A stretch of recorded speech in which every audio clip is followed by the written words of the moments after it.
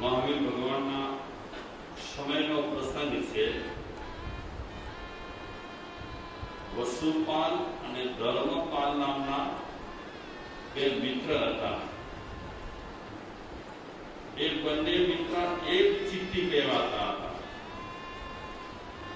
એક ચિત્તી મતલબ કે બંનેને સમાન વિચાર આવે અને સમાન વ્યવહાર કરે। एक वक्ते ए बन्ने मित्रों फरता फरता फरता महावीर भगवानना संवत्सरणमां આવ્યા। महावीर भगवाननी देशना सांभळे छे। देशना सांभळता सांभळता धर्मपालने रस आवे छे, पण वसुपालने रस નથી આવતો, ઇન્ટરેસ્ટ નથી। तो देशना बने सांभळवा बैठा छे। एक इंटरेस्ट पूर्वक सांभळे छे, एक इंटरेस्ट विना मारा मित्रनी साथे આવ્યો છું એટલે મારે બેસવું પડશે એ ઈરાદાથી બેઠો છે। જ્યારે દેશના પૂરી થઈ ત્યારે બંને મિત્રો સંવત્સરમાંથી બહાર આવ્યા। બહાર આવી ગઈ અને वसुपाल धर्मपाल ने पूछे छे कि तने देशना केवी लागी? એટલે ધર્મપાલ કહે છે મને તો દેશના બહુ જ પ્રિય લાગી, બહુ જ સરસ લાગી। ધર્મપાલ ને વસુપાલ કહે છે તને ભગવાનની દેશના બહુ પ્રિય લાગી, તને બહુ ગમી, તને બહુ સારી લાગી, પણ મને જરા માત્ર પણ એમાં ઇન્ટરેસ્ટ આવ્યો નથી, जरा मात्र पण मने रस जाग्यो नथी, मने जरा मात्र पण परमात्मानी देशनामां मजा आवी नथी।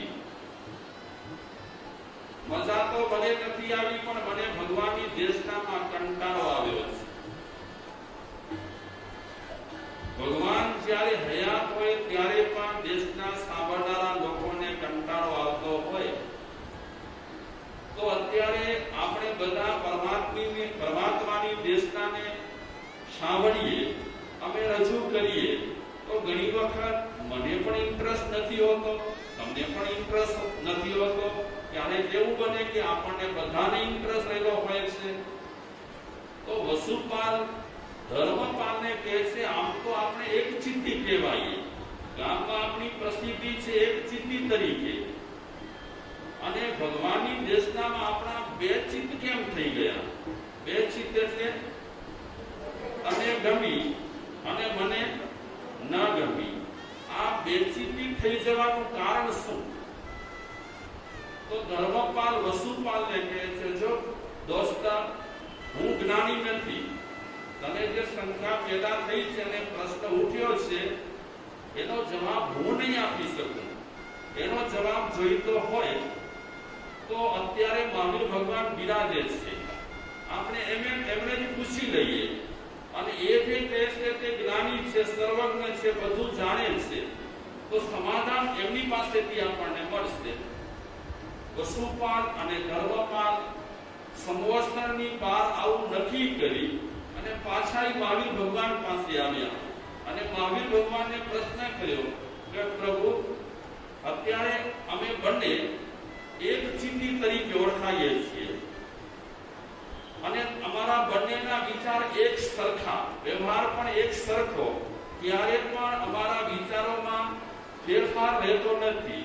જે વિચાર ધર્મપાલ કરે તે વિચાર મને આવે અને જેમાં ધર્મપાલને ઇન્ટરેસ્ટ રહેલો હોય એમાં મને ઇન્ટરેસ્ટ રહેલો હોય, મને જેમાં ઇન્ટરેસ્ટ રહેલો હોય એમાં ધર્મપાલને ઇન્ટરેસ્ટ રહેલો હોય, ત્યારે અમે વિચારોથી અલગ થતા નથી। તો ભગવાન આપની દેશના સાંભળવા માટે આવ્યા तो अपनी देशनामां અમે બે ચિત્તી કેમ થઈ ગયા? આને ગમી, આને ન ગમી, મને ગમી, આ વસુપાલને ન ગમી। ગમવાનું અને ન ગમવાનું કારણ શું? તો ભગવાન કહે છે એમાં કારણ છે। સાંભળો તમે શું કારણ છે? વસુપાલ અને ધર્મપાલ તમે બંને અત્યારે મિત્ર છો, પણ આગના ભાવમાં તમે બંને સગા ભાઈઓ હતા। સઘળા ભાઈઓ અને એકદમ આમ તો સુખી ઘરમાં તમારો જન્મ થયો હતો, પણ કોઈ કર્મ અનુસાર તમને બંનેને ચોરીનો નાદ લાગ્યો હતો. હતા પૈસાદાર, તમે સુખી ઘરના સંતાન હતા, તે છતાં પણ તમને ચોરી કરવાની ઈચ્છા થતી હતી અને ચોરી ચપાટી તમે કરતા હતા. તો એક વખતે તમે બંને કોઈ ગામમાં ચોરી કરી અને જાન બચાવવા માટે અને માલ સામાન ચોરીનો સલામત રાખવા માટે તમે એ ગામથી માલ સામાન લઈ કરી અને દોડ્યા. દોડતા દોડતા જાનની સલામતી માટે, માલની સલામતી માટે તમે પહાડી ઇલાકામાં આવ્યા. પહાડી ઇલાકામાં આવ્યા પછી તમને ખબર નહીં, પણ નસીબ જોગે તમે જે પહાડમાં સંતાયા એ પહાડમાં સંત હતા. તો તમે બંને જણા એ સંતને જોયા. સંતને જોયા પછી એક સંતની પ્રશંસા કરવા લાગ્યો અને એક એ સંત વિશે કાંઈ પણ બોલતો નથી. જે વ્યક્તિ સંતની પ્રશંસા કરવા લાગ્યો એ શું કહેવા લાગ્યો અંદર અંદર કે ચારિત્રથી નિર્મલ, શુદ્ધ જીવન પાળનારા, સદાચાર ભર્યું જીવન જીવનારા આ સંત કેટલા પવિત્ર રહેલા છે. તો એક જણા એ સંતની ભરપેટ પ્રશંસા કરી, ખૂબ જ પ્રશંસા કરી, હૃદયપૂર્વક પ્રશંસા કરી, ભાવપૂર્વક પ્રશંસા કરી. અને બીજો ભાઈ એ પણ સંત પાસે જ આવ્યો હતો, સંત પાસે જ બેઠો હતો, અનાયાસે સંતના દર્શન થયા હતા. પણ એ બીજો ભાઈ સંત વિશે કાંઈ બોલ્યો નહીં, સંતની કાંઈ પ્રશંસા કરી નહીં, એના જીવનની પણ ખાસ કાંઈ પ્રશંસા કરી નહીં. તો ભગવાન મહાવીર આ વસુપાલ અને ધર્મપાલને કહે છે, ગત ભાવમાં તમે બે ભાઈઓ હતા, એકે સંતની પ્રશંસા કરી, સંતના સદાચારની પ્રશંસા કરી, સંતના ચારિત્રની પ્રશંસા કરી, સંતના જીવનની પ્રશંસા કરી, અને બીજાએ સંતના જીવનની પ્રશંસા ન કરી, એના વિશે કાંઈ પણ અભિપ્રાય ના આપ્યો, જેના કારણે તમારા હૃદયમાં બીજારોપણ થયું. જે વ્યક્તિએ સંતની પ્રશંસા કરી હતી એના હૃદયમાં પણ બીજરોપણ થયું, અને જેને સંતની પ્રશંસા કરી ન હતી એના હૃદયમાં પણ એક પ્રકારના સંસ્કારોનું બીજારોપણ થયું. એ સંસ્કારોનું બીજારોપણ થયા પછી મહાવીર ભગવાન એ બંને મિત્રોને કહે છે, તમે ત્યાંનું આયુષ્ય પૂર્ણ કરી અને અત્યારે વસુપાલ અને ધર્મપાલ થયા છો. અત્યારે બંને તમે મિત્રો રહેલા છો, એક ચીટી રહેલા છો. ગત જન્મમાં જ્યારે તમે ભાઈઓ હતા ત્યારે પણ એક ચીટી રહેલા હતા. એક ચીટી હોવા છતાં પણ એક કાર્યમાં, એક પ્રસંગમાં એક ચીટી ન થયા, અને એક ચીટી ન થવાને કારણે તમારા હૃદયમાં એ સંસ્કારનું બીજ વવાયું. એ સંસ્કારનું બીજ અત્યારે ઉગ્યું છે. તો જે રીતે સંસ્કારનું બીજ વવાયું હતું અને જે રીતે સંસ્કારનું બીજ અત્યારે ઉગ્યું છે, તે રીતે એકને પ્રશંસા કરવાની ઈચ્છા થાય છે, અને એક સદાચારી ભર્યું જીવન જીવનાર વ્યક્તિ વિશે કાંઈ પણ બોલવાની ઈચ્છા થતી નથી. વાત આપણે આપણા વિષય પર લઈ જઈશું. આપણો વિષય ચાલે છે ધર્મબિંદુ ગ્રંથના આધારે માર્ગાનુસારીના બીજા બોલ પર આપણે ચર્ચા કરી રહ્યા છીએ, બીજા ગુણ પર આપણે વાતચીત કરી રહ્યા છીએ. અને બીજા ગુણનું નામ છે, બીજો ગુણ છે, કયો ગુણ છે? શિષ્ટાચારની પ્રશંસા કરવી. એક ભાઈએ પ્રશંસા કરી તો એના બીજ વવાયા સંસ્કારના. તો પછીના ભાવમાં એ સંસ્કારના બીજ, એ પ્રશંસાના બીજ એને કામે લાગ્યા, અને એકે પ્રશંસા ન કરી તો તે પ્રકારે એને સંસ્કાર મળ્યા. તો એ જન્મમાં એ પ્રશંસા કરી શક્યો નહીં. તો આ સીધી વાત સમજી શકાય તેમ છે કે સારી વસ્તુની આપણે પ્રશંસા કરીએ, સદાચારની પ્રશંસા આપણે કરીએ, સારા નિષ્ઠ લોકોની આપણે પ્રશંસા કરીએ, સારા ચારિત્રવાન લોકોની આપણે પ્રશંસા કરીએ તો એ પ્રશંસાના સંસ્કાર આપણા હૃદયમાં પડતા હોય છે અને એ સંસ્કારોને કારણે ભવિષ્યમાં આપણને ઘણા ફાયદા થતા હોય છે. તો બીજા બોલમાં કહે છે, બીજા ગુણમાં કહે છે, શિષ્ટ આચારવાળા જે પુરુષો રહેલા છે એની પ્રશંસા કરો. ધર્મપાલે પ્રશંસા કરી તો આ જન્મમાં એને બધું સારું ગમ્યું. જેને પ્રશંસા ન કરી તેને મહાવીર ભગવાન મળ્યા છતાં પણ એને મહાવીર ભગવાનમાં રસ ન આવ્યો. તો આપણે જન્મોમાં જ્યારે સારા સંસ્કાર પાડીએ ત્યારે સારા સંસ્કારો આપણને ફરી જન્મોમાં ઉપયોગી થતા હોય છે. બીજું ઘણું આ જન્મમાં મળ્યા પછી બધું કઈ ચાલવાનું નથી. આ જન્મમાં આપણે મહેનત કરી અને જે મેળવ્યું હશે તે કદાચ ઘણું બધું અહીં જ રહી જવાનું છે. પણ કેટલીક ચીજો આ જન્મ પૂરું થયા પછી પણ આપણી સંગાથે ચાલવાની છે અને જાતે તારે સમય જતા એ સંગાથે ચાલનારી ઘણી વસ્તુઓ આપણને ઉપયોગમાં પણ આવવાની છે. દાખલા તરીકે સંસ્કાર. અહીં આપણા સંસ્કાર જો સારા પડી જશે હૃદયમાં તો સારા પડેલા સંસ્કારો ભવિષ્યમાં અને આગળના પછીના ભોગમાં એ સંસ્કારો ઉપયોગી થવાના છે. તો મહાપુરુષોએ આ માર્ગાનુસારીની જે પદ્ધતિ બતાવી છે અને એમાંથી બીજો બોલ બતાવ્યો છે કે શિષ્ટ આચારવાળા જે લોકો રહેલા છે એની તમે પ્રશંસા કરો. અને પ્રશંસામાં જાદુ છે. આમાં શ્રદ્ધાથી માનવાની જરૂર નથી. પ્રશંસામાં જાદુ છે. કઈ રીતે? આપણે કોઈની પણ પ્રશંસા કરીએ તો કયો ફાયદો થાય? શું ફાયદો થાય? બીજાની આપણે પ્રશંસા કરીએ તો ફાયદો શું થાય?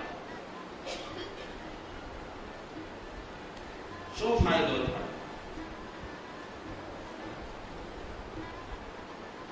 ફાયદા બે રીતે થાય છે. સારા વ્યક્તિની આપણે પ્રશંસા કરીએ તો એનો મતલબ એ થયો કે એને જે સારું કર્યું છે તે આપણને ગમ્યું છે માટે અમે એની પ્રશંસા કરીએ છીએ.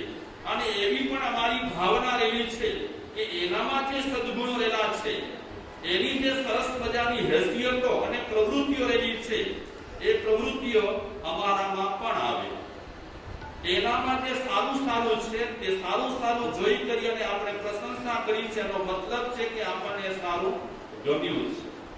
બીજો ફાયદો શું થશે? આપણને જ્યારે આપણે શિષ્ટાચારી લોકોની પ્રશંસા કરીશું ત્યારે એ લોકોને કદાચ પ્રશંસાની જરૂર નહીં હોય, તે છતાં પણ બીજા લોકોને એમ મન થશે કે આ વ્યક્તિ સારા આચાર પાડે છે તો એની પ્રશંસા થાય છે, તો મારે પણ સારા આચાર પાડવા જોઈએ. વ્યક્તિને પ્રોત્સાહિત કરવા માટે પણ એનામાં જે વાસ્તવિક ગુણો રહેલા હોય એની પ્રશંસા કરવાથી બીજા પણ ઘણા ફાયદા મળે છે. અને પ્રશંસામાં જાદુ છે. જે વસ્તુની પ્રશંસા કરીએ ને એ વસ્તુ લેવાની, મેળવવાની ઈચ્છા થાય. આપણે ઘણી વખત કહીએ કે ફલાણી કંપનીની ચીજ એટલી સરસ મજાની છે કે બેન તું એક વખત તો ખરીદ, અરે ભાઈ તું એક વખત તો લે. પ્રશંસા થાય, વધુ પડતી પ્રશંસા થાય એટલે ઓટોમેટિક આપણા મનમાં શું થાય? ના એક વખત તો આપણે લઈએ. ફલાણાના પેંડા, ઓહો, આપણે જરાક જીભ પર મૂકીએ એકદમ ઓગળી જાય. અને એટલા સરસ મજાના આ પેંડાની પ્રશંસા સાંભળી આપણે મગજમાં એ પ્રશંસા બેસી ગઈ. પછી જ્યાં સુધી એ કેસરવાળા પેંડા આપણે ખરીદીએ નહીં અને ખાઈએ નહીં ત્યાં સુધી મગજમાં કોણ રમ્યા કરે? પેંડા. તો હરેક ચીજની જ્યારે પ્રશંસા થતી હોય છે ત્યારે એ વસ્તુ તરફ આપણને ખેંચાણ થતું હોય છે. તો આ વાતને લક્ષ્યમાં રાખી કરી અને મહાપુરુષો પણ કહે છે કે શિષ્ટાચાર વાળા જે લોકો રહેલા છે એની તમે પ્રશંસા કરો. એની પ્રશંસા કરશો તો ક્યારેક એ શિષ્ટ આચારો તમને તમારા જીવનમાં આત્મસાત કરવાની ઈચ્છા થશે. તો એ ચોક્કસ વાત થઈ ગઈ કે જ્યાં પ્રશંસા થાય ત્યાં આપણું મન ઢસડાય, અને જ્યાં જે વસ્તુની નિંદા થાય તે તરફ આપણું મન ખેંચાય નહીં. તમે ફાફડા કરી ત્યાં કોઈ કંપનીના, અને એ ફાફડામાં જીવડા આવી ગયા, જંતુ આવી ગયા, અને તમે ભાગ્યશાળીઓએ ફાફડા ખાધા પછી કીધું કે આ કંપનીના ફાફડા ખાવા જેવા નથી. આ કંપનીના ફાફડાના પેકેટમાં 4 જીવડા નીકળ્યા, તો તરત જ જરા નિંદા થઈ ફાફડાની, તો એ ફાફડા તરફ આપણને શું થઈ જાય? અભાવ થઈ જાય. તો જેવો અભાવ આપણને કોઈ ખરાબ વસ્તુ પર થતો હોય છે એની નિંદા કરવા, એ રીતે જ આપણને ભાવ પેદા થાય, મન થાય, આત્મસાત કરવાની ઈચ્છા થાય, એવા શિષ્ટ આચારોની પ્રશંસા કરવા જેવી છે, ખૂબ કરવા જેવી છે. સારા માણસ દેખાય તો સારા માણસને બિરદાવવા જેવો છે. સારો માણસ દેખાય તો સારા માણસની પ્રશંસા કરવા જેવી છે. એક વાત ચોક્કસ રહેલી છે, જેને આપણે આવકારીએ તે વસ્તુ આપણામાં આવે. જેને આવકારીએ તે આપણામાં આવે. આપણે ત્યાં બહુ સરસ મજાની પ્રણાલિકાઓ છે કેટલીક. આપણે તપસ્વીનું શું કરીએ? બહુમાન કરીએ, અભિવાદન કરીએ. શા માટે કરીએ છીએ અભિવાદન? ઔપચારિકતા નથી, હકીકતમાં સારી પ્રણાલિકા છે. આ કોઈ તપસ્વી રહેલા છે તો એના તપની અનુમોદના થતી હોય, એના તપની પ્રશંસા થતી હોય, એના તપ વિશે સારું સારું બોલાતું હોય, તો આ સારું સારું જે બોલાતું હોય, પ્રશંસા થતી હોય, અનુમોદના થતી હોય, એ બધા લોકો જુએ. તો બધા લોકો જોયા પછી એમને પણ શું કરવાની ઈચ્છા થાય? આજે તપનો મહિમા સમાજમાં બહુ વધેલો છે, ખૂબ જ વધ્યો છે. અને તપનો મહિમા ખૂબ વધ્યા પછી ઘણા લોકો અફસોસ કરતા હોય કે જુઓ તો ખરા મહારાજ સાહેબ, બહેનો આટલા તપ તપે છે અને અમે સવારના પોરમાં ચા ગાંઠિયા ખાઈને આવ્યા છીએ. ઘણા લોકો બિચારા અફસોસ કરે, તપ નથી કરી શકતા. તો એનો મતલબ એ થયો કે તપ એમને ગમે છે, પણ ગમે તે કારણસર તપ કરી શકતા નથી. ક્યારે ગમ્યો તપ એમને? તપ ગમ્યો ક્યારે? તપની પ્રશંસા સાંભળી, તપની અનુમોદના વિશે એમણે સાંભળ્યું, જોયું, એ પછી એમને તપ તરફ શું થયું છે? આકર્ષણ થયું છે.